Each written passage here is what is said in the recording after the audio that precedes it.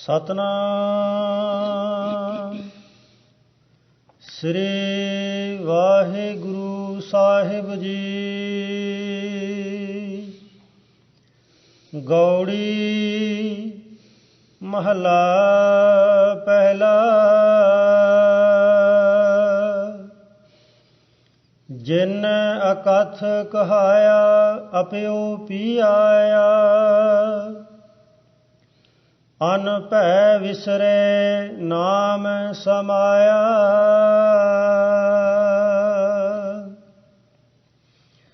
ਕਿਆ ਡਰੀਐ ਡਰ ਡਰੇ ਸਮਾਨਾ। ਪੂਰੇ ਗੁਰ ਕੈ ਸ਼ਬਦ ਪਛਾਨਾ ਰਹਾਉ। ਜਿਸ ਨਰ ਰਾਮ ਹਿਰਦੈ ਹਰਿ ਰਾਸ। ਸਹਿਜ ਸੁਭਾਏ ਮਿਲੇ ਸਾਬਾਸ।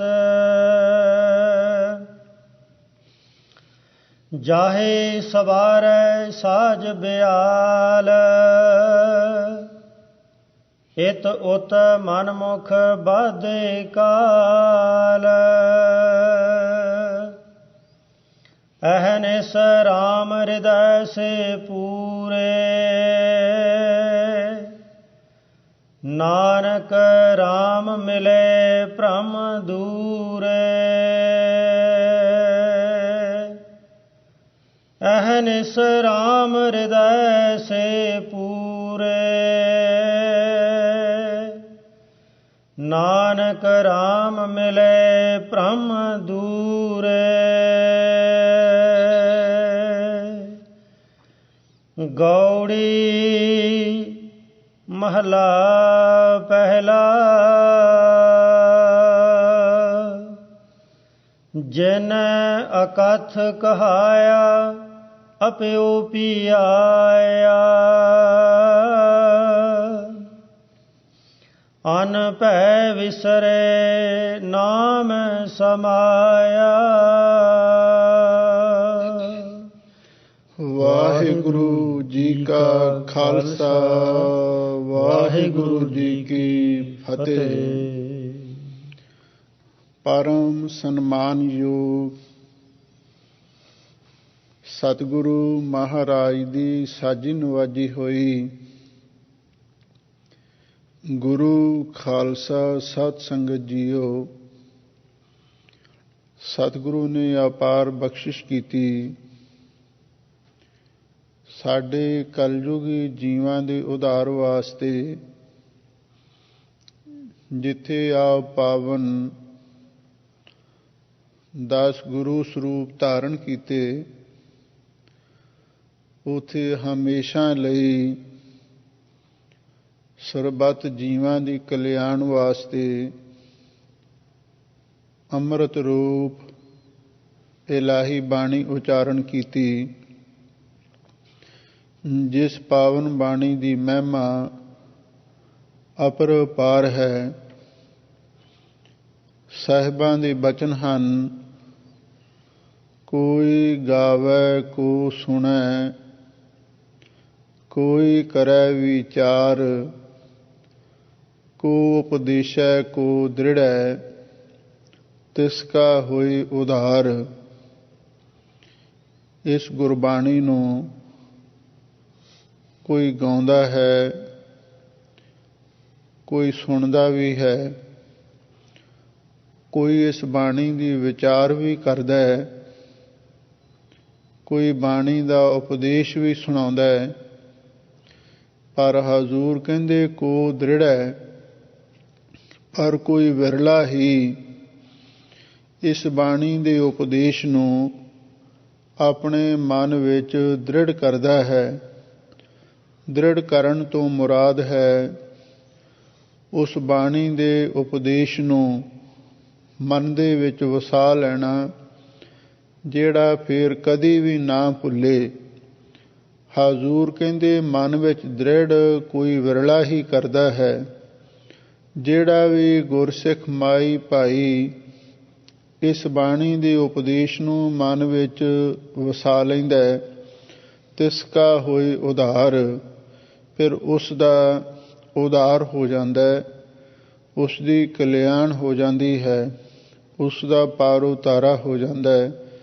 ਧੰਨ ਗੁਰੂ ਨਾਨਕ ਦੇਵ ਮਹਾਰਾਜ ਸੱਚੇ ਪਾਤਸ਼ਾਹ ਬਾਣੀ ਸਰੂਪ ਹੋ ਕੇ ਸਾਨੂੰ ਪਾਵਨ ਪਵਿੱਤਰ ਉਪਦੇਸ਼ ਬਖਸ਼ਿਸ਼ ਕਰ ਰਹੇ ਹਨ।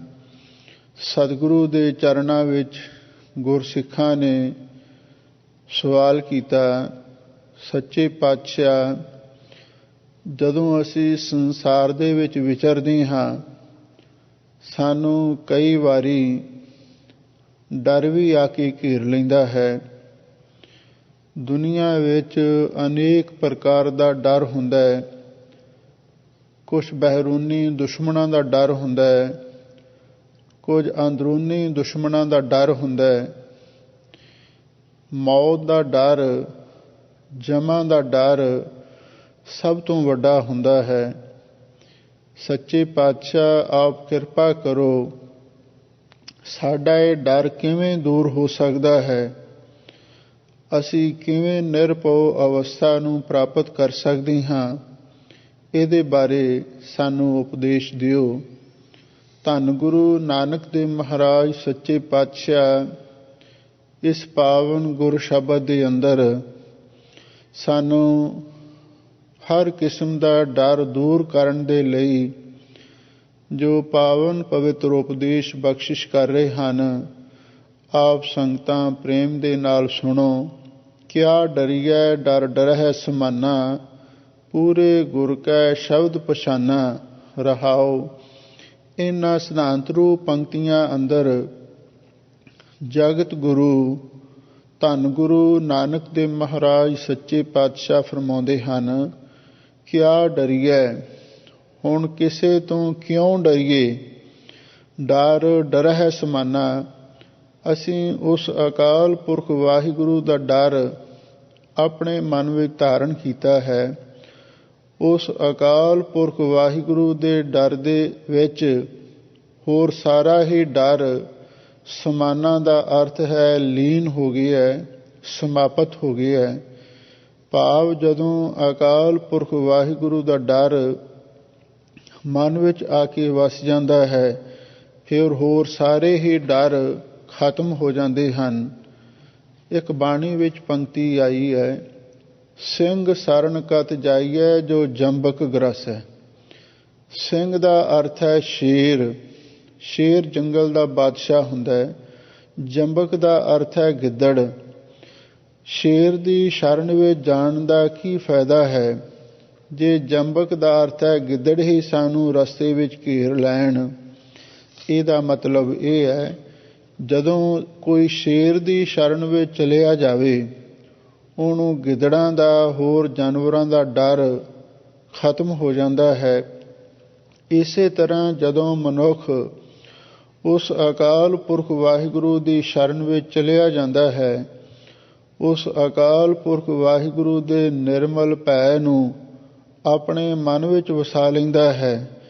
ਜਦੋਂ ਇਹ ਮਨੁੱਖ ਉਸ ਵਾਹਿਗੁਰੂ ਦਾ ਸਿਮਰਨ ਕਰਦਾ ਹੈ ਤਾਂ ਸਤਿਗੁਰੂ ਦੇ ਬਚਨ ਨੇ, ਪ੍ਰਭ ਕੀ ਸਾਰਣ ਸਗਲ ਭੈ ਲਾਥੇ, ਦੁਖ ਬਿਨਸੇ ਸੁਖ ਪਾਇਆ, ਦਇਆਲ ਹੋਆ ਪਾਰ ਬ੍ਰਹਮ ਸੁਆਮੀ, ਪੂਰਾ ਸਤਿਗੁਰ ਧਿਆਇਆ। ਜਿਨ ਨਿਰਭਉ ਜਿਨ ਹਰ ਨਿਰਭਉ ਧਿਆਇਆ ਜੀ, ਤਿਨ ਕਾ ਪਾਉ ਸਭ ਗੁਆਸੀ। ਵਾਹਿਗੁਰੂ ਦੀ ਸ਼ਰਨ ਤੇ ਅਕਾਲ ਪੁਰਖ ਵਾਹਿਗੁਰੂ ਦਾ ਸਿਮਰਨ ਸਭ ਤਰ੍ਹਾਂ ਦੇ ਡਰ ਨੂੰ ਦੂਰ ਕਰ ਦਿੰਦਾ ਹੈ। ਇਸੇ ਲਈ ਹਜ਼ੂਰ ਕਹਿੰਦੇ ਨੇ, ਕਿਆ ਡਰੀਐ ਡਰ ਡਰਹਿ ਸਮਾਨਾ, ਪੂਰੇ ਗੁਰ ਕੈ ਸ਼ਬਦ ਪਛਾਨਾ। ਅਸੀਂ ਪੂਰੇ ਗੁਰੂ ਦੇ ਸ਼ਬਦ ਦੁਆਰਾ ਉਸ ਅਕਾਲ ਪੁਰਖ ਵਾਹਿਗੁਰੂ ਨੂੰ ਪਛਾਣ ਲਿਆ ਹੈ। ਉਸ ਅਕਾਲ ਪੁਰਖ ਦੇ ਨਾਲ ਸਾਡੀ ਇੰਟਰੋਡਕਸ਼ਨ ਹੋ ਗਈ ਹੈ। ਹੁਣ ਅਸੀਂ ਉਹਦੀ ਸ਼ਰਨ ਵਿੱਚ ਪਏ ਰਹਿੰਦੇ ਹਾਂ। ਕਿਆ ਡਰੀਐ ਡਰ ਡਰਹਿ ਸਮਾਨਾ। ਜਦੋਂ ਅਕਾਲ ਪੁਰਖ ਵਾਹਿਗੁਰੂ ਦਾ ਡਰ ਸਾਡੇ ਮਨ ਦੇ ਵਿੱਚ ਆ ਕੇ ਵਸ ਗਿਆ, ਫਿਰ ਹੋਰ ਕਿਸੇ ਦੇ ਡਰ ਤੋਂ ਕਾਹਦੇ ਲਈ ਡਰਨਾ ਹੈ? ਕਿਆ ਡਰੀਐ, ਕਿਉਂ ਡਰੀਏ ਕਿਸੇ ਹੋਰ ਦੁੱਖ ਦੁਸ਼ਮਣ ਦੇ ਡਰ ਤੋਂ? ਕਿਉਂਕਿ ਹੁਣ ਤੇ ਸਾਰਾ ਡਰ ਹੀ ਉਸ ਰੱਬੀ ਡਰ ਦੇ ਅੰਦਰ ਸਮਾਨਾ ਦਾ ਅਰਥ ਹੈ ਲੀਨ ਹੋ ਗਿਆ ਹੈ, ਸਮਾਪਤ ਹੋ ਗਿਆ ਹੈ। ਲੋ ਹੁਣ ਆਰੰਭ ਤੋਂ ਸਾਹਿਬ ਸਤਿਗੁਰੂ ਸੱਚੇ ਪਾਤਸ਼ਾਹ ਇਸੇ ਹੀ ਸਿਧਾਂਤ ਨੂੰ ਖੋਲ ਕੇ ਬਿਆਨ ਕਰ ਰਹੇ ਹਨ। ਸੰਗਤਾਂ ਪ੍ਰੇਮ ਦੇ ਨਾਲ ਸੁਣੋ ਤੇ ਇੱਕ ਵਾਰੀ ਪਿਆਰ ਦੇ ਨਾਲ ਆਖੋ, ਸਤਿਨਾਮ ਸ੍ਰੀ ਵਾਹਿਗੁਰੂ ਸਾਹਿਬ ਜੀਓ। ਗੌੜੀ ਮਹੱਲਾ ਪਹਿਲਾ। ਜਿਨ ਅਕਥ ਕਹਾਇਆ ਅਪਿਉ ਪੀਆਇਆ, ਅਨ ਭੈ ਵਿਸਰੇ ਨਾਮ ਸਮਾਇਆ।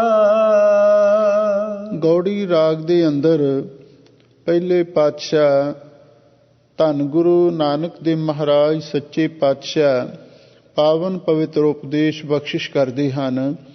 ਗੁਰਮੁਖੋ ਜਿਨ ਅਕਥ ਕਹਾਇਆ, ਜਿਸਨੇ ਅਕਥ ਦਾ ਅਰਥ ਹੈ ਕਥਨ ਤੋਂ ਰਹਿਤ, ਜਿਸ ਅਕਾਲ ਪੁਰਖ ਵਾਹਿਗੁਰੂ ਦੀ ਅਕਥ ਕਥਾ ਹੈ, ਜਿਸਨੇ ਉਸ ਅਕਥ ਵਾਹਿਗੁਰੂ ਦੇ ਜਸ ਨੂੰ, ਉਹਦੇ ਨਾਮ ਨੂੰ ਜਪਿਆ ਹੈ ਤੇ ਕਹਾਇਆ, ਹੋਰਾਂ ਦੇ ਪਾਸੋਂ ਵੀ ਵਾਹਿਗੁਰੂ ਦਾ ਜਸ ਅਤੇ ਨਾਮ ਉਚਾਰਨ ਕਰਵਾਇਆ ਹੈ। ਆਪਿਓ ਪੀ ਆਇਆ, ਉਸਨੇ ਖੁਦ ਵੀ ਅੰਮ੍ਰਿਤ ਪੀਤਾ ਹੈ। ਅੰਮ੍ਰਿਤ ਤੋਂ ਮੁਰਾਦ ਹੈ ਨਾਮ ਰਸ ਦੀ। ਜਿਸਨੇ ਅਕਾਲ ਪੁਰਖ ਵਾਹਿਗੁਰੂ ਦੇ ਨਾਮ ਨੂੰ ਜਪਿਆ ਹੈ ਤੇ ਜਪਾਇਆ ਹੈ, ਉਸਨੇ ਆਪ ਵੀ ਅੰਮ੍ਰਿਤ ਪੀਤਾ ਹੈ ਤੇ ਪੀ ਆਇਆ। ਦੂਸਰਿਆਂ ਨੂੰ ਵੀ ਉਸਨੇ ਅੰਮ੍ਰਿਤ ਪਾਨ ਕਰਵਾਇਆ ਹੈ। ਅਨ ਪੈ ਵਿਸਰੇ ਨਾਮ ਸਮਾਇਆ। ਜਦੋਂ ਨਾਮ ਜਪਦਿਆਂ ਜਪਦਿਆਂ ਮਨ ਪ੍ਰਭੂ ਦੇ ਨਾਮ ਦੇ ਵਿੱਚ ਸਮਾਇਆ ਦਾ ਅਰਥ ਹੈ ਲੀਨ ਹੋ ਗਿਆ। ਇੱਕ ਤਾਂ ਅਸੀਂ ਨਾਮ ਜਪਦੇ ਹਾਂ, ਨਾਮ ਜਪਦਿਆਂ ਹੋਇਆਂ ਸਾਡੇ ਮਨ ਦੇ ਵਿੱਚ ਕਈ ਤਰ੍ਹਾਂ ਦੇ ਖਿਆਲ ਆਉਂਦੇ ਰਹਿੰਦੇ ਨੇ, ਪਰ ਹਜ਼ੂਰ ਕਹਿੰਦੇ ਨਾਮ ਨੂੰ ਜਪਦਿਆਂ ਜਪਦਿਆਂ ਜਦੋਂ ਮਨ ਵਾਹਿਗੁਰੂ ਦੇ ਨਾਮ ਦੇ ਵਿੱਚ ਲੀਨ ਹੋ ਜਾਂਦਾ ਹੈ, ਅਨ ਪੈ ਵਿਸਰੇ, ਹੋਰ ਹਰ ਤਰ੍ਹਾਂ ਦੇ ਡਰ ਪੈ ਵਿਸਰ ਜਾਂਦੇ ਹਨ। ਜਦੋਂ ਮਨ ਵਾਹਿਗੁਰੂ ਦੇ ਨਾਮ ਦੇ ਵਿੱਚ ਲੀਨ ਹੋ ਜਾਂਦਾ ਹੈ, ਫਿਰ ਸਾਰੇ ਹੀ ਦੁਨੀਆ ਦੇ ਡਰ ਵੀ ਤੇ ਪਰਲੋਕ ਦੇ ਡਰ ਵੀ ਸਾਰੇ ਹੀ ਵਿਸਰ ਜਾਂਦੇ ਹਨ। ਕਿਆ ਡਰੀਐ ਡਰ ਡਰੇ ਸਮਾਨਾ, ਪੂਰੇ ਗੁਰ ਕੈ ਸ਼ਬਦ ਪਛਾਨਾ। ਰਹਾਉ। ਇਹ ਰਹਾਉ ਦੀਆਂ ਪੰਕਤੀਆਂ ਵਿੱਚ ਹਜ਼ੂਰ ਫਰਮਾਉਂਦੇ ਹਨ, ਗੁਰਮੁਖੋ ਅਸੀਂ ਪੂਰੇ ਗੁਰੂ ਦੇ ਸ਼ਬਦ ਦੁਆਰਾ, ਕਿਉਂਕਿ ਜੋ ਪ੍ਰਭ ਕੋ ਮਿਲਬੋ ਚਾਹੈ ਖੋਜ ਸ਼ਬਦ ਮੈਂ ਲਿਹ, ਅਸਾਂ ਪੂਰੇ ਗੁਰੂ ਕੇ ਸ਼ਬਦ ਦੁਆਰਾ ਉਸ ਅਕਾਲ ਪੁਰਖ ਵਾਹਿਗੁਰੂ ਨੂੰ ਪਛਾਣ ਲਿਆ ਹੈ। ਉਹ ਅਕਾਲ ਪੁਰਖ ਵਾਹਿਗੁਰੂ ਜਿਸ ਤਰ੍ਹਾਂ ਦਾ ਹੈ ਹੋਬ ਹੋ ਅਸੀਂ ਉਸ ਨੂੰ ਪਛਾਣ ਲਿਆ ਹੈ। ਕਿਆ ਡਰੀਏ ਡਰ ਡਰਹਿ ਸਮਾਨਾ। ਹੁਣ ਅਸੀਂ ਕਿਸੇ ਤੋਂ ਕਿਉਂ ਡਰੀਏ? ਹੁਣ ਤੇ ਸਾਰਾ ਹੀ ਡਰ ਉਸ ਵਾਹਿਗੁਰੂ ਦੇ ਡਰ ਵਿੱਚ ਲੀਨ ਹੋ ਗਿਆ ਹੈ। ਜਦੋਂ ਅਕਾਲ ਪੁਰਖ ਦੀ ਸ਼ਰਨ ਵਿੱਚ ਆ ਜਾਈਏ ਤੇ ਸਭ ਤਰ੍ਹਾਂ ਦਾ ਡਰ, ਅੰਦਰੂਨੀ ਤੇ ਬਹਿਰੂਨੀ, ਸਾਰੇ ਹੀ ਦੁੱਖ ਦੁਸ਼ਮਣਾਂ ਦਾ ਡਰ ਨਾਸ ਹੋ ਜਾਂਦਾ ਹੈ। ਪੂਰੇ ਗੁਰ ਕੈ ਸ਼ਬਦ ਪਛਾਨਾ। ਰਹਾਉ। ਜਿਸ ਨਰ ਰਾਮ ਹਿਰਦੈ ਹਰ ਰਾਸ, ਸਹਿਜ ਸੁਭਾਏ ਮਿਲੇ ਸਾਬਾਸ। ਹੁਣ ਰਹਾਉ ਵਿਸਰਾਮ ਦੇ ਕੇ ਸਾਹਿਬ ਸਤਿਗੁਰੂ ਸੱਚੇ ਪਾਤਸ਼ਾਹ ਅੱਗੇ ਫਰਮਾਉਂਦੇ ਹਨ, ਜਿਸ ਨਰ ਰਾਮ ਹਿਰਦੈ ਹਰ ਰਾਸ।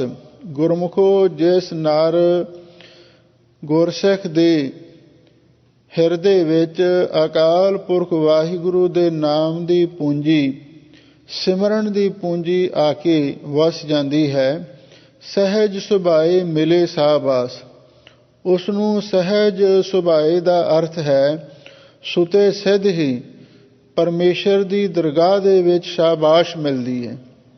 ਭਾਵ ਜਿਸ ਮਨੁੱਖ ਦੇ ਹਿਰਦੇ ਵਿੱਚ ਅਕਾਲ ਪੁਰਖ ਵਾਹਿਗੁਰੂ ਦੇ ਨਾਮ ਦੀ ਪੂੰਜੀ ਵਸ ਜਾਂਦੀ ਹੈ, ਇਹਦਾ ਮਤਲਬ ਇਹ ਹੈ ਜਿਹਦੇ ਹਿਰਦੇ ਵਿੱਚ ਸਿਮਰਨ ਵਸ ਜਾਂਦਾ ਹੈ, ਜਿਹੜਾ ਹਰ ਵੇਲੇ ਵਾਹਿਗੁਰੂ ਵਾਹਿਗੁਰੂ ਵਾਹਿਗੁਰੂ ਵਾਹਿਗੁਰੂ ਦਾ ਸਿਮਰਨ ਕਰਦਾ ਹੈ, ਉਹ ਮਨੁੱਖ ਜਦੋਂ ਪਰਮੇਸ਼ਰ ਦੀ ਦਰਗਾਹ ਵਿੱਚ ਜਾਂਦਾ ਹੈ, ਸਹਿਜ ਸੁਭਾਏ ਮਿਲੇ ਸ਼ਾਬਾਸ਼, ਉਸ ਨੂੰ ਸੁਤੇ ਸਿੱਧ ਹੀ ਉੱਥੇ ਜਾ ਕੇ ਵੀ ਸ਼ਾਬਾਸ਼ ਮਿਲਦੀ ਹੈ।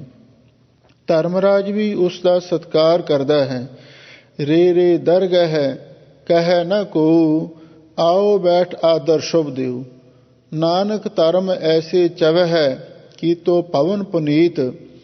ਜਨਕ ਰਾਜਾ ਜਦੋਂ ਆਉਂਦੇ ਸਮੇਂ ਬੈਕੁੰਠ ਨੂੰ ਜਾਣ ਲੱਗਿਆ ਤੇ ਜਿਹੜੇ ਵਾਹਿਗੁਰੂ ਦੇ ਵੱਲੋਂ ਭੇਜੇ ਹੋਏ ਸੇਵਾਦਾਰ ਆਏ, ਉਹ ਕਹਿਣ ਲੱਗੇ, ਮਹਾਰਾਜ ਸਾਨੂੰ ਇਹ ਦੱਸੋ ਕਿ ਤੁਸੀਂ ਸਿੱਧਾ ਹੀ ਬੈਕੁੰਠ ਦੇ ਵਿੱਚ ਜਾਣਾ ਚਾਹੁੰਦੇ ਹੋ ਜਾਂ ਕੋਈ ਤੁਹਾਡਾ ਹੋਰ ਵੀ ਖਿਆਲ ਹੈ?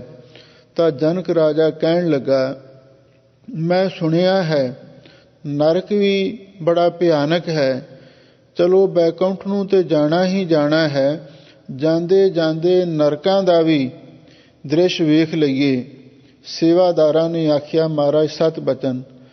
ਤੇ ਜਦੋਂ ਜਨਕ ਰਾਜਾ ਜਮਪੁਰੀ ਵਿੱਚ ਪਹੁੰਚਿਆ ਤਾਂ ਉਸ ਵੇਲੇ ਕੀ ਦੇਖਦਾ ਹੈ, ਉੱਥੇ ਬਹੁਤ ਸਾਰੇ ਪਾਪੀ ਜੀਵਾਂ ਨੂੰ ਸਜ਼ਾ ਮਿਲ ਰਹੀ ਹੈ। ਪੜ ਪੜ ਅਗਨ ਸਾਗਰ ਦੇ ਲਹਿਰੀ, ਪੜ ਦੱਜੈ ਮਨਮੁਖਤਾਈ ਹੈ। ਜਨਕ ਰਾਜੇ ਦਾ ਮਨ ਦਰਵਿਆ, ਧਰਮਰਾਜ ਨੂੰ ਕਹਿਣ ਲੱਗਾ, ਤੂੰ ਇੰਨਾ ਜ਼ੁਲਮ ਇਹਨਾਂ ਤੇ ਕਿਉਂ ਕਰ ਰਿਹਾ ਹੈ?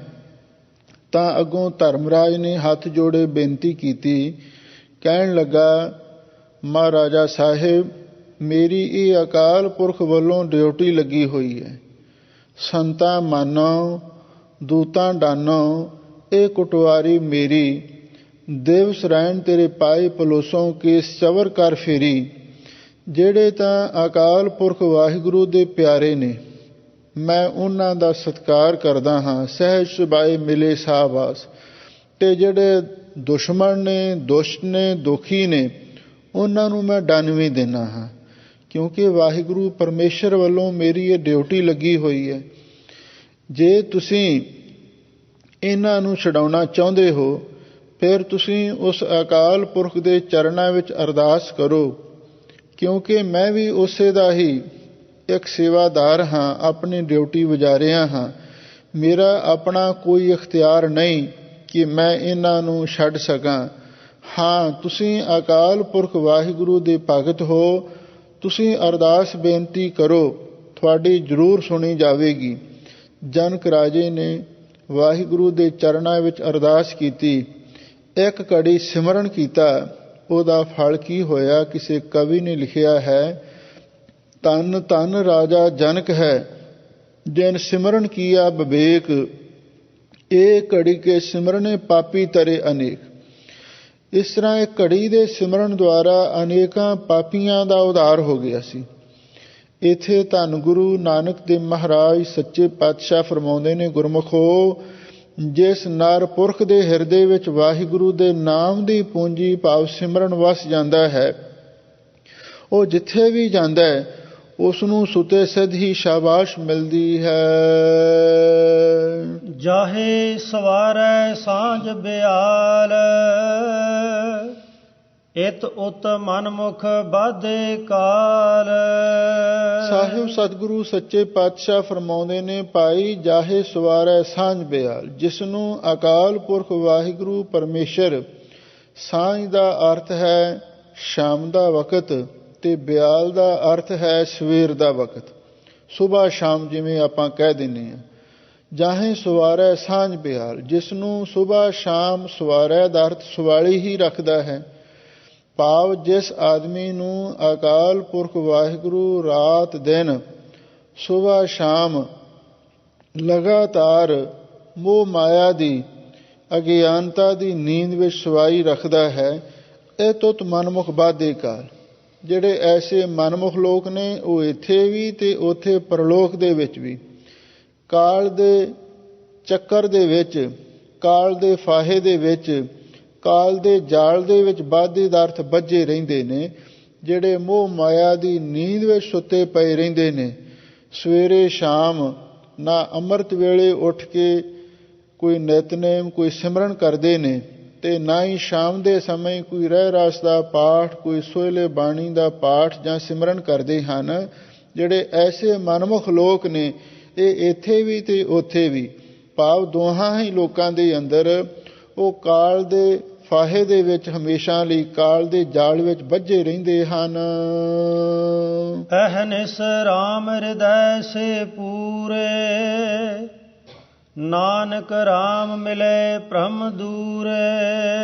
ਧੰਨ ਗੁਰੂ ਨਾਨਕ ਤੇ ਮਹਾਰਾਜ ਸੱਚੇ ਪਾਤਸ਼ਾਹ ਅੰਤਲੀਆਂ ਪੰਕਤੀਆਂ ਵਿੱਚ ਫਰਮਾਉਂਦੇ ਨੇ, ਅਹਨਿਸ ਰਾਮ ਹਿਰਦੈ, ਗੁਰਮੁਖੋ ਜਿਨ੍ਹਾਂ ਦੇ ਹਿਰਦੇ ਵਿੱਚ ਰਾਤ ਦਿਨ ਪ੍ਰਭੂ ਦਾ ਨਾਮ ਵਸ ਜਾਂਦਾ ਹੈ, ਸੇ ਪੂਰੇ, ਉਹ ਅਸਲੀ ਪੂਰਨ ਮਹਾਂਪੁਰਖ ਬਣ ਜਾਂਦੇ ਨੇ। ਪੂਰਨ ਮਹਾਂਪੁਰਖ ਕੌਣ ਹੈ?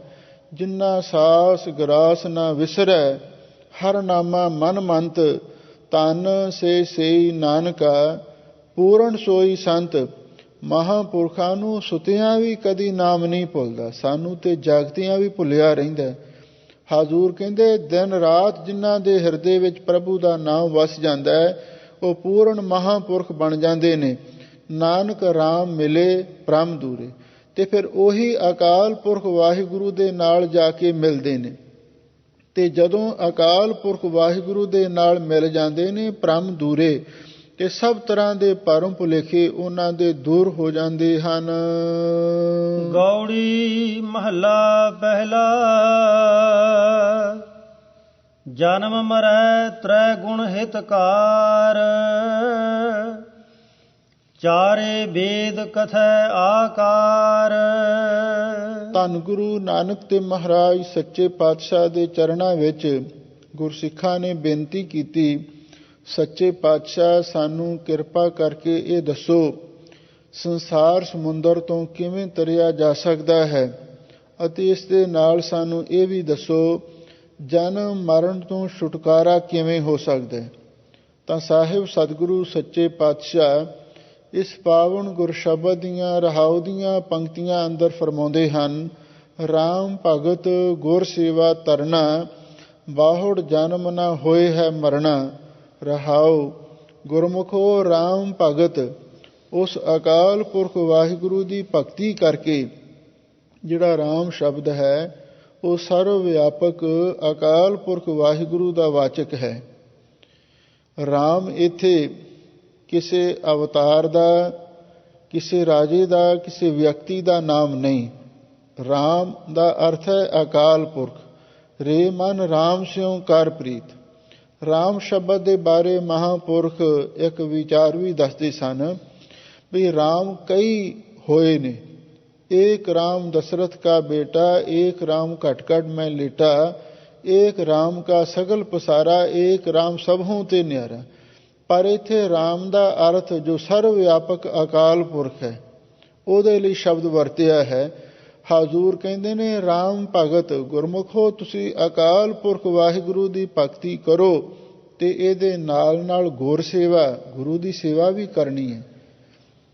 ਸਤਿਗੁਰੂ ਕੀ ਸੇਵਾ ਸਫਲ ਹੈ ਜੇ ਕੋ ਕਰੇ ਚਿਤ ਲਾਏ। ਜਿਹੜਾ ਗੁਰਸਿੱਖ ਮਾਈ ਭਾਈ ਅਕਾਲ ਪੁਰਖ ਵਾਹਿਗੁਰੂ ਦੀ ਭਗਤੀ ਕਰਦਾ ਹੈ ਅਤੇ ਨਾਲ ਗੁਰੂ ਦੀ ਸੇਵਾ ਕਰਦਾ ਹੈ, ਹਜ਼ੂਰ ਕਹਿੰਦੇ ਤਰਨਾ, ਉਸੇ ਨੇ ਹੀ ਇਸ ਭਵ ਸਾਗਰ ਤੋਂ ਤਰਨਾ ਹੈ। ਭਾਵ ਸੰਸਾਰ ਸਮੁੰਦਰ ਤੋਂ ਤਰਨ ਵਾਸਤੇ ਗੁਰੂ ਦੀ ਸੇਵਾ ਤੇ ਅਕਾਲ ਪੁਰਖ ਵਾਹਿਗੁਰੂ ਦੀ ਭਗਤੀ ਇਹ ਮੁੱਖ ਸਾਧਨ ਨੇ। ਤੇ ਜਿਹੜਾ ਮਨੁੱਖ ਵਾਹਿਗੁਰੂ ਦੀ ਭਗਤੀ ਕਰਦਾ ਹੈ, ਨਾਲ ਗੁਰੂ ਦੀ ਸੇਵਾ ਕਰਦਾ ਹੈ, ਰਾਮ ਦੀ ਭਗਤੀ ਤੋਂ ਮੁਰਾਦ ਹੈ ਸਿਮਰਨ ਕਰਨਾ। ਜਿਹੜਾ ਗੁਰੂ ਦੀ ਸੇਵਾ ਕਰਦਾ ਹੈ ਤੇ ਨਾਲ ਵਾਹਿਗੁਰੂ ਦੀ ਭਗਤੀ ਉਹਦਾ ਸਿਮਰਨ ਕਰਦਾ ਹੈ, ਤਰਨਾ, ਉਹ ਭਵ ਸਾਗਰ ਤੋਂ ਤਰ ਜਾਂਦਾ ਹੈ। ਬਾਹੁੜ ਜਨਮ ਨਾ ਹੋਏ ਹੈ ਮਰਨਾ, ਫਿਰ ਦੁਬਾਰਾ ਮੁੜ ਕੇ ਨਾ ਉਸ ਨੂੰ ਜਨਮ ਹੀ ਲੈਣਾ ਪੈਂਦਾ ਤੇ ਨਾ ਹੀ ਉਹਨੂੰ ਆ ਕੇ ਮਰਨਾ ਹੀ ਘੇਰਦਾ ਹੈ। ਨਾ ਉਹ ਕਦੀ ਜੰਮਦਾ ਹੈ, ਨਾ ਹੀ ਕਦੇ ਫਿਰ ਉਹ ਮਰਦਾ ਹੈ। ਜਿਹੜਾ ਗੁਰੂ ਦੀ ਸੇਵਾ ਕਰੇ ਤੇ ਵਾਹਿਗੁਰੂ ਦੀ ਭਗਤੀ ਕਰੇ, ਉਹ ਭਵ ਸਾਗਰ ਤੋਂ ਪਾਰ ਹੋ ਜਾਂਦਾ ਹੈ। ਲਓ ਹੁਣ ਆਰੰਭ ਤੋਂ ਸਤਿਗੁਰੂ ਫਰਮਾਉਂਦੇ ਹਨ, ਜਨਮ ਮਰੈ ਤ੍ਰੈ ਗੁਣ ਹਿਤਕਾਰ, ਚਾਰੇ ਵੇਦ ਕਥੈ ਆਕਾਰ। ਆ ਜਿਹੜੇ ਹਿੰਦੂ ਮਤ ਦੇ ਸਰਵੋਤਮ ਧਰਮ ਗ੍ਰੰਥ ਨੇ, ਉਹਨਾਂ ਨੂੰ ਵੇਦ ਕਿਹਾ ਜਾਂਦਾ ਹੈ। ਉਹਨਾਂ ਦੀ ਗਿਣਤੀ 4 ਹੈ, ਸ਼ਿਆਮ ਵੇਦ ਰਿਗ ਜੁਜਰ ਅਥਰਵਣ। ਇਹ ਉਹਨਾਂ ਦੇ ਨਾਮ ਨੇ। ਇਹ ਜਿਹੜੇ ਚਾਰੇ ਵੇਦ ਨੇ, ਕਥਹਿ ਆਕਾਰ, ਇਹ ਤਾਂ ਆਕਾਰ ਤੋਂ ਭਾਵ ਹੈ ਜੋ ਦ੍ਰਿਸ਼ਮਾਨ ਸੰਸਾਰ ਹੈ, ਇਹਦੇ ਬਾਰੇ ਹੀ ਵਰਣਨ ਕਰਦੇ ਨੇ। ਉਹ ਤੇ ਸੰਸਾਰ ਦੀ ਦਸ਼ਾ ਹੀ ਦੱਸਦੇ ਨੇ। ਉਹਨਾਂ ਨੂੰ ਪਰਮਾਤਮਾ ਦੀ ਸਮਝ ਨਹੀਂ। ਜਨਮ ਮਰੈ ਤ੍ਰੈਗੁਣ ਹਿਤਕਾਰ। ਹਾਜ਼ੂਰ ਕਹਿੰਦੇ ਨੇ ਵੇਦ ਇਹ ਗੱਲ ਆਖਦੇ ਨੇ, ਜਿਹੜਾ ਮਨੁੱਖ ਤਿੰਨ ਗੁਣਾਂ ਦੇ ਵਿੱਚ ਹਿਤਕਾਰ ਦਾ ਅਰਥ ਹੈ ਪ੍ਰੇਮ ਕਰਦਾ ਹੈ। ਤਿੰਨ ਗੁਣ ਕਿਹੜੇ ਨੇ? ਰਾਜਗੁਣ, ਤਮਗੁਣ, ਸਤਗੁਣ ਕਹੀਏ। ਔਰ ਇਹ ਤਿੰਨੇ ਗੁਣ ਮਾਇਆ ਦੇ ਵਿੱਚ ਵਰਤਦੇ ਨੇ। ਰਾਜਗੁਣ, ਤਮਗੁਣ, ਸਤਗੁਣ ਕਹੀਏ, ਇਹ ਤੇਰੀ ਸਭ ਮਾਇਆ। ਜਿਹੜੇ ਤਿੰਨ ਗੁਣਾਂ ਦੇ ਵਿੱਚ ਪ੍ਰੇਮ ਕਰਦੇ ਨੇ, ਰਜੋ ਗੁਣ, ਤਮੋ ਗੁਣ, ਸਤੋ ਗੁਣ ਵਿੱਚ ਵਰਤਦੇ ਨੇ, ਜਨਮ ਮਰੈ, ਉਹ ਹਮੇਸ਼ਾ ਲਈ ਜੰਮਦੇ ਮਰਦੇ ਰਹਿੰਦੇ ਨੇ। ਜਿਨ੍ਹਾਂ ਦਾ ਤਿੰਨੇ ਗੁਣਾਂ ਦੇ ਨਾਲ ਪਿਆਰ ਹੈ, ਤਿੰਨੇ ਗੁਣਾਂ ਦੇ ਵਿੱਚ ਵਰਤਦੇ ਨੇ, ਉਹਨਾਂ ਦਾ ਜਨਮ ਮਰਨ ਨਹੀਂ ਮੁੱਕ ਸਕਦਾ। ਚਾਰੇ ਵੇਦ ਇਸ ਦ੍ਰਿਸ਼ਮਾਨ ਸੰਸਾਰ ਦੀ ਦਸ਼ਾ ਬਿਆਨ ਕਰਦੇ ਹਨ। ਤੀਨ ਅਵਸਥਾ ਕਹੇ ਬਖਿਆਨ, ਤੁਰੀ ਅਵਸਥਾ ਸਤਿਗੁਰ ਤੇ ਹਰ ਜਾਨ। ਲੋ ਹੁਣ ਸਾਹਿਬ ਸਤਿਗੁਰੂ ਸੱਚੇ ਪਾਤਸ਼ਾਹ ਫਰਮਾਉਂਦੇ ਨੇ, ਵੇਦ ਬਾਣੀ ਦਾ ਤੇ ਗੁਰਬਾਣੀ ਦਾ ਕੀ ਅੰਤਰ ਹੈ, ਇਹ ਸਮਝ ਲੈਣਾ ਚਾਹੀਦਾ ਹੈ।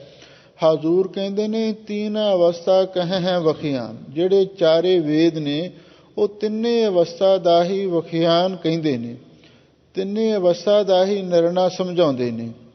ਰਜੋ ਗੁਣ ਕਿਸ ਨੂੰ ਕਹਿੰਦੇ ਨੇ, ਤਮੋ ਗੁਣ ਕਿਸ ਨੂੰ ਕਹਿੰਦੇ ਨੇ, ਸਤੋ ਗੁਣ ਕਿਸ ਨੂੰ ਕਹਿੰਦੇ ਨੇ। ਇਹ ਤਿੰਨ ਗੁਣ ਮਾਇਆ ਵਿੱਚ ਵਰਤਦੇ ਨੇ। ਇਸੇ ਲਈ ਸਿਆਣੇ ਮਹਾਂਪੁਰਖਾਂ ਨੇ ਆਖਿਆ ਤਿਰਗੁਣ ਵਿਸ਼ਿਆ ਵੇਦਾ। ਇਹ ਵੇਦ ਤਿੰਨ ਗੁਣਾਂ ਨੂੰ ਹੀ ਵਿਸ਼ੇ ਕਰਦੇ ਨੇ। ਵੇਦ ਦੇ ਤਿੰਨ ਕਾਂਡ ਨੇ, ਕਰਮ, ਉਪਾਸ਼ਨਾ, ਗਿਆਨ। ਕਰਮ ਤਮੋ ਗੁਣ ਵਿੱਚ ਆ ਜਾਂਦੇ ਨੇ ਤੇ ਉਪਾਸ਼ਨਾ ਰਜੋ ਗੁਣ ਵਿੱਚ ਆਉਂਦੀ ਹੈ, ਗਿਆਨ ਸਤੋ ਗੁਣ ਵਿੱਚ ਆ ਜਾਂਦਾ ਹੈ। ਇਸ ਲਈ ਤਿੰਨੇ ਅਵਸਥਾ ਨੂੰ ਹੀ ਰਜੋ, ਸਤੋ, ਤਮੋ ਇਹਨਾਂ ਦਾ ਹੀ ਵਖਿਆਨ ਕਰਦੇ ਹਨ। ਤੁਰੀਆ ਅਵਸਥਾ ਸਤਿਗੁਰ ਤੇ ਹਰ ਜਾਣ। ਹਾਜ਼ੂਰ ਕਹਿੰਦੇ ਜਿਹੜੀ ਤੁਰੀਆ ਅਵਸਥਾ ਹੈ, ਚੌਥੇ ਪਦ ਮੈਂ ਸਹਿਜ ਹੈ, ਜਿਹੜੀ ਚੌਥੀ ਅਵਸਥਾ ਹੈ ਉਹ ਬਈ ਸਤਿਗੁਰੂ ਦੀ ਕਿਰਪਾ ਨਾਲ ਤੇ ਵਾਹਿਗੁਰੂ ਦੀ ਕਿਰਪਾ ਦੇ ਨਾਲ ਹੀ ਜਾਣੀ ਜਾਂਦੀ ਹੈ। ਇਹਦਾ ਮਤਲਬ ਇਹ ਹੈ ਜਿਹੜੇ ਚਾਰੇ ਵੇਦ ਨੇ ਇਹ ਤੇ ਰਜੋ, ਸਤੋ, ਤਮੋ ਇਹ ਤਿੰਨ ਗੁਣਾਂ ਦਾ ਹੀ ਵਖਿਆਨ ਕਰਦੇ ਨੇ। ਤੇ ਜਿਹੜੀ ਤਿਰਗੁਣ ਅਤੀਤ ਅਵਸਥਾ ਹੈ, ਜਿਸ ਨੂੰ ਤੁਰੀਆ ਅਵਸਥਾ ਕਿਹਾ ਹੈ, ਔਰ ਉਹ ਤੇ ਸਤਿਗੁਰੂ ਦੀ ਕਿਰਪਾ ਨਾਲ ਤੇ ਵਾਹਿਗੁਰੂ ਦੀ ਕਿਰਪਾ ਦੇ ਨਾਲ ਹੀ ਜਾਣੀ ਜਾਂਦੀ ਹੈ। ਰਾਮ ਭਗਤ ਗੁਰ ਸੇਵਾ ਤਰਣਾ, ਬਾਹੁੜ ਜਨਮ ਨਾ ਹੋਏ ਹੈ ਮਰਣਾ। ਰਹਾ ਸਾਹਿਬ ਸਤਿਗੁਰੂ ਸੱਚੇ ਪਾਤਸ਼ਾਹ ਕਹਿੰਦੇ ਨੇ, ਭਾਈ ਗੁਰਮਤਿ ਦਾ ਸਿਧਾਂਤ ਇਹ ਹੈ, ਜੇ ਤੁਸੀਂ ਭਵ ਸਾਗਰ ਤੋਂ ਤਰਨਾ ਚਾਹੁੰਦੇ ਹੋ ਫਿਰ ਵਾਹਿਗੁਰੂ ਦੀ ਭਗਤੀ ਕਰੋ, ਨਾਲ ਗੁਰੂ ਦੀ ਸੇਵਾ ਵੀ ਕਰੋ। ਜਦੋਂ ਤੁਸੀਂ ਗੁਰੂ ਦੀ ਸੇਵਾ ਤੇ ਭਗਤੀ ਕਰੋਗੇ ਫਿਰ ਦੁਬਾਰਾ ਮੁੜ ਕੇ ਤੁਹਾਡਾ ਨਾ ਤੇ ਜਨਮ ਹੋਵੇਗਾ, ਨਾ ਹੋਏ ਹੈ ਮਰਨਾ, ਤੇ ਨਾ ਹੀ ਤੁਹਾਡੇ ਨੇੜੇ ਮੌਤ ਆ ਸਕਦੀ ਹੈ। ਇਹ ਗੁਰਮਤਿ ਦਾ ਸਿਧਾਂਤ ਗੁਰੂ ਮਹਾਰਾਜ ਨੇ ਪ੍ਰਗਟ ਕੀਤਾ ਹੈ। ਚਾਰ ਪਦਾਰਥ ਕਹੈ ਸਭ ਕੋਈ, ਸਿਮਰਤ ਸਾਸਤ ਪੰਡਤ ਮੁਖ ਸੋਈ। ਹੁਣ ਵਿਸਰਾਮ ਦੇ ਕੇ ਹਜ਼ੂਰ ਅੱਗੇ ਫਰਮਾਉਂਦੇ ਨੇ ਬਈ ਚਾਰ ਪਦਾਰਥ ਕਹੈ ਸਭ ਕੋਈ। ਜਿੰਨੇ ਵੀ ਦੁਨੀਆ ਦੇ ਲੋਕ ਨੇ, ਚਾਹੇ ਉਹ ਧਾਰਮਿਕ ਨੇ ਚਾਹੇ ਅਧਾਰਮਿਕ ਨੇ, ਉਹ ਚਾਰ ਪਦਾਰਥਾਂ ਦੀ ਗੱਲ ਕਹਿੰਦੇ ਨੇ। ਉਹ ਜਿਹੜੇ ਚਾਰ ਪਦਾਰਥ ਕਿਹੜੇ ਨੇ?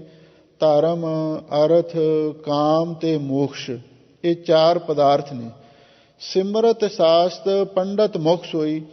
ਹਾਜ਼ੂਰ ਕਹਿੰਦੇ ਭਾਈ 27 ਸਿਮਰਤੀਆਂ ਤੇ ਜਿੰਨੇ ਖਟ ਸ਼ਾਸਤਰ ਨੇ ਜਾਂ ਹੋਰ ਧਰਮ ਗ੍ਰੰਥ ਨੇ ਤੇ ਉਹਨਾਂ ਨੂੰ ਪੜ੍ਹਨ ਵਾਲੇ, ਵਿਚਾਰਨ ਵਾਲੇ ਪੰਡਤ ਲੋਕ ਨੇ, ਉਹ ਵੀ ਆਪਣੇ ਮੁਖ ਤੋਂ ਕੇਵਲ ਚਾਰ ਪਦਾਰਥਾਂ ਦੀ ਹੀ ਗੱਲ ਕਹਿੰਦੇ ਨੇ।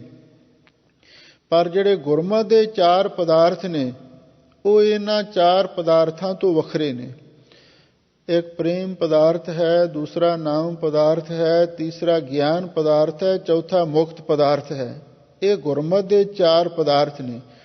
ਪਰ ਜਿਹੜੇ ਹੋਰ ਸਿਮਰਤੀਆਂ ਸ਼ਾਸਤਰਾਂ ਨੂੰ ਪੜ੍ਹਨ ਵਾਲੇ ਪੰਡਤ ਲੋਕ ਨੇ ਉਹ ਜਿਹੜੇ ਦੂਸਰੇ ਚਾਰ ਪਦਾਰਥ ਨੇ, ਧਰਮ, ਅਰਥ, ਕਾਮ ਤੇ ਮੋਖ, ਇਹਨਾਂ ਚਾਰਾਂ ਬਾਰੇ ਹੀ ਦੱਸਦੇ ਹਨ। ਬਿਨ ਗੁਰ ਅਰਥ ਵਿਚਾਰ ਨਾ ਪਾਇਆ, ਮੁਕਤ ਪਦਾਰਥ ਭਗਤ ਹਰ ਪਾਇਆ।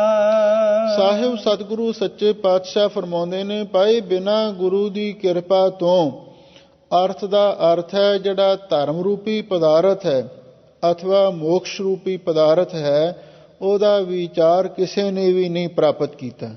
ਠੀਕ ਹੈ, ਭਾਵੇਂ ਸਿਮਰਤੀਆਂ ਸ਼ਾਸਤਰਾਂ ਨੂੰ ਪੜ੍ਹਨ ਵਾਲੇ ਬੜੇ ਬੜੇ ਵਿਦਵਾਨ ਪੰਡਤ ਲੋਕ ਵੀ ਹਨ, ਉਹ ਚਾਰ ਪਦਾਰਥਾਂ ਦੀ ਗੱਲ ਤਾਂ ਕਹਿੰਦੇ ਨੇ, ਪਰ ਜਿਹੜਾ ਅਸਲੀ ਮੁਕਤੀ ਰੂਪੀ ਪਦਾਰਥ ਹੈ ਉਹ ਗੁਰੂ ਦੀ ਬਖਸ਼ੀ ਵਿਚਾਰ ਤੋਂ ਬਿਨਾਂ ਕਿਸੇ ਨੇ ਵੀ ਨਹੀਂ ਪ੍ਰਾਪਤ ਕੀਤਾ। ਸੱਚ ਤਾਂ ਇਹ ਹੈ, ਮੁਕਤ ਪਦਾਰਥ ਭਗਤ ਹਰ ਪਾਇਆ। ਜਿਹੜਾ ਮੁਕਤੀ ਰੂਪੀ ਪਦਾਰਥ ਹੈ ਉਹ ਅਕਾਲ ਪੁਰਖ ਵਾਹਿਗੁਰੂ ਦੀ ਭਗਤੀ ਕਰਕੇ, ਸਿਮਰਨ ਕਰਕੇ ਹੀ ਪ੍ਰਾਪਤ ਕੀਤਾ ਜਾਂਦਾ ਹੈ। ਜਿਹੜੇ ਹੋਰ ਦੇਵੀ ਦੇਵਤਿਆਂ ਦੀ ਪੂਜਾ ਉਪਾਸਨਾ ਕਰਦੇ ਨੇ ਉਹਨਾਂ ਨੂੰ ਕਦੇ ਮੁਕਤੀ ਨਹੀਂ ਮਿਲ ਸਕਦੀ। ਇਤਿਹਾਸ ਵਿੱਚ ਜ਼ਿਕਰ ਆਉਂਦਾ ਹੈ, ਪੀਪਾ ਭਗਤ ਜੀ ਨੇ ਪਹਿਲਾਂ ਦੇਵੀ ਦੀ ਉਪਾਸਨਾ ਕੀਤੀ। ਇੱਕ ਦਿਨ ਮਹਾਂਪੁਰਖਾਂ ਦੀ ਸੰਗਤ ਹੋ ਗਈ। ਮਹਾਂਪੁਰਖਾਂ ਨੇ ਇਹ ਗੱਲ ਆਖੀ ਵੀ ਦੇਵੀ ਦੇਵਤੇ ਮੁਕਤੀ ਨਹੀਂ ਦੇ ਸਕਦੇ, ਹਾਂ ਦੁਨੀਆ ਦੀ ਇੱਛਾ ਪੂਰੀ ਕਰ ਸਕਦੇ ਨੇ, ਪਰ ਮੁਕਤੀ ਦੀ ਦਾਤ ਇਹਨਾਂ ਦੇ ਕੋਲ ਨਹੀਂ ਹੈ। ਪੀਪਾ ਭਗਤ ਦੇ ਮਨ ਨੂੰ ਠੇਸ ਲੱਗੀ। ਉਹ ਕਹਿਣ ਲੱਗੇ, ਕਿਵੇਂ ਹੋ ਸਕਦਾ ਹੈ? ਮੈਂ ਦੇਵੀ ਦਾ ਉਪਾਸਕ ਹਾਂ, ਦੇਵੀ ਵੀ ਤਾਂ ਮੁਕਤੀ ਦੇ ਹੀ ਸਕਦੀ ਹੈ। ਉਹ ਮਹਾਂਪੁਰਖ ਕਹਿਣ ਲੱਗੇ, ਅੱਛਾ ਜੇ ਤੈਨੂੰ ਕੋਈ ਭੁਲੇਖਾ ਹੈ, ਤੂੰ ਦੇਵੀ ਦਾ ਭਗਤ ਹੈ ਤੇ ਤੂੰ ਦੇਵੀ ਨੂੰ ਹੀ ਪੁੱਛ ਕੇ ਵੇਖ ਲਵੀਂ। ਇੱਕ ਦਿਨ ਪੀਪਾ ਭਗਤ ਰਾਤ ਨੂੰ ਇਸ਼ਨਾਨ ਕਰਕੇ ਦੇਵੀ ਦੇ ਧਿਆਨ ਵਿੱਚ ਜੁੜ ਗਿਆ। ਸਾਰੀ ਰਾਤ ਦੇਵੀ ਦਾ ਭਜਨ ਗਾਉਂਦਾ ਰਿਹਾ। ਜਦੋਂ ਅੰਮ੍ਰਿਤ ਵੇਲਾ ਹੋਇਆ ਤਾਂ ਕਹਿੰਦੇ ਨੇ ਦੇਵੀ ਪ੍ਰਗਟ ਹੋ ਗਈ ਤੇ ਦੇਵੀ ਨੇ ਪ੍ਰਗਟ ਹੋ ਕੇ ਆਖਿਆ, ਬਰੰਗ ਬਰੋਹ ਤੂੰ ਵਰ ਮੰਗ। ਤਾਂ ਅੱਗੋਂ ਪੀਪਾ ਭਗਤ ਨੇ ਆਖਿਆ, ਮੈਨੂੰ ਮੁਕਤੀ ਦੀ ਦਾਤ ਚਾਹੀਦੀ ਹੈ। ਤੇ ਇੰਨੀ ਗੱਲ ਸੁਣ ਕੇ ਦੇਵੀ ਫਿਰ ਗੁਪਤ ਹੋ ਗਈ। ਤਾਂ ਉਸ ਵੇਲੇ ਪੀਪਾ ਭਗਤ ਜੀ ਨੇ ਉਸ ਨੂੰ ਇੱਕ ਨਿਹੋਰਾ ਦਿੱਤਾ। ਇਹ ਸ਼ਬਦ ਗੁਰਬਾਣੀ ਵਿੱਚ ਅੰਕਿਤ ਹੈ, ਤੂੰ ਕਹੀਅਤ ਹੀ ਆਦ ਭਵਾਨੀ, ਮੁਕਤ ਕੀ ਬਰੀਆ ਕਹਾਂ ਛਪਾਨੀ। ਬਈ ਮੈਂ ਤੇ ਤੈਨੂੰ ਆਦ ਸ਼ਕਤੀ ਕਹਿ ਕੇ ਚੇਤੇ ਕਰਦਾ ਸੀ, ਪਰ ਜਦੋਂ ਮੁਕਤੀ ਦੀ ਗੱਲ ਆਈ ਤੂੰ ਉਸ ਵੇਲੇ ਕਿੱਥੇ ਜਾ ਕੇ ਲੁਕ ਗਈ। ਤਾਂ ਆਕਾਸ਼ ਬਾਣੀ ਹੋਈ। ਦੇਵੀ ਨੇ ਆਖਿਆ, ਪੀਪਾ ਜੀ ਮੈਂ ਤੈਨੂੰ ਦੁੱਧ ਪੁੱਤ, ਦੁਨੀਆ ਦਾ ਰਾਜ, ਸਵਰਗ ਦਾ ਸੁੱਖ ਦੇ ਸਕਦੀ ਹਾਂ, ਪਰ ਜਿਹੜੀ ਮੁਕਤੀ ਆ ਉਹ ਮੇਰੇ ਵੱਸ ਨਹੀਂ। ਜੇ ਤੁਸੀਂ ਮੁਕਤੀ ਲੈਣੀ ਹੈ ਤੇ ਫਿਰ ਵਾਹਿਗੁਰੂ ਦੀ ਭਗਤੀ ਕਰੋ, ਪ੍ਰਭੂ ਦਾ ਸਿਮਰਨ ਕਰੋ, ਮੁਕਤੀ ਉਹੀ ਦੇ ਸਕਦਾ ਹੈ। ਧੰਨ ਗੁਰੂ ਨਾਨਕ ਦੇਵ ਮਹਾਰਾਜ ਸੱਚੇ ਪਾਤਸ਼ਾਹ ਇੱਥੇ ਇਹੀ ਗੁਰਮਤਿ ਸਿਧਾਂਤ ਦ੍ਰਿੜ ਕਰਵਾ ਰਹੇ ਨੇ, ਮੁਕਤ ਪਦਾਰਥ ਭਗਤ ਹਰ ਪਾਇਆ। ਗੁਰਮੁਖੋ ਜਿਹੜਾ ਮੁਕਤੀ ਰੂਪੀ ਪਦਾਰਥ ਹੈ ਇਹ ਵਾਹਿਗੁਰੂ ਦੀ ਭਗਤੀ ਕਰਕੇ ਹੀ ਪ੍ਰਾਪਤ ਕੀਤਾ ਜਾਂਦਾ ਹੈ।